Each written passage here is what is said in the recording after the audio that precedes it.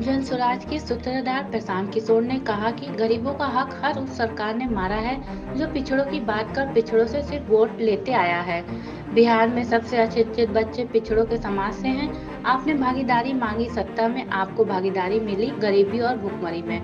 इस मंच से मैं आप सबसे हाथ जोड़कर विनती करने आया हूँ, किसी दल किसी नेता का झंडा धोने के जगह अपना फायदा देखिए, अपने बच्चों का फायदा देखिए, तभी जाकर आपकी उन्नति हो सकेगी। साल 2025 के विधानसभा चुनाव में पहली बार आप देखेंगे कि किसी राजनीतिक प्लेटफॉर्म से कम 75 लोग आपके समाज से विधायक का चुनाव लड़ेंगे। पिछड़े समाज के लोगों को अगर चुनाव लड़ाएंगे तो चुनाव लड़ाने की तैयारी भी कराएंगे।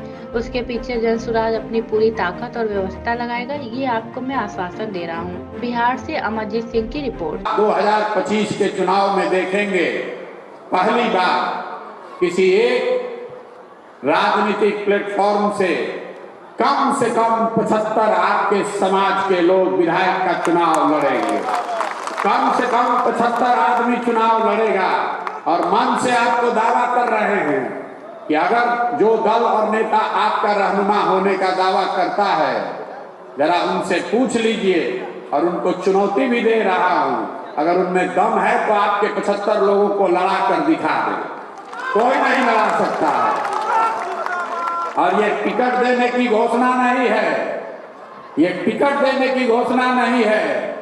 आपके समाज के अगर 75 लोगों को लड़ाएंगे तो लड़ाने की तैयारी भी कराएंगे और उसके पीछे लड़ने की पूरी साधन की भी व्यवस्था करके देंगे। ये आपको आश्वासन देकर जा रहे हैं। कर्पूरी ठाकुर जी के जन्म शताब्दी के समारोह में एक और घोषणा मैं करना चाहता हूं। मेरी समझ से किसी भी समाज के बेहतरी का सबसे ताकतवर और इफेक्टिव जरिया है शिक्षा। जन स्वराज की तहत से इस वर्ष से, अभी से मार्च महीने के आगे से हर वर्ष 500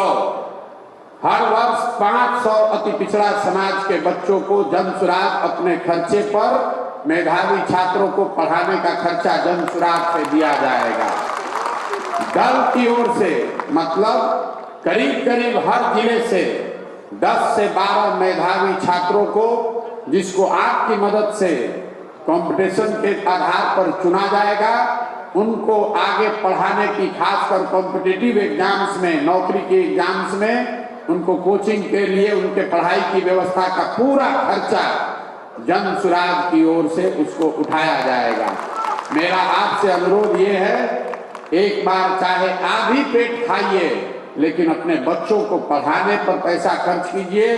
अपने बच्चों को जब तक आप पढ़ाएंगे नहीं तब तक किसी भी हालत में, किसी भी व्यवस्था में आपका और आपके बच्चों की तरक्की नहीं हो सकती है, उनको आगे नहीं बढ़ सकते हैं। नेताओं का नारा लगाने से बात नहीं बनेगी।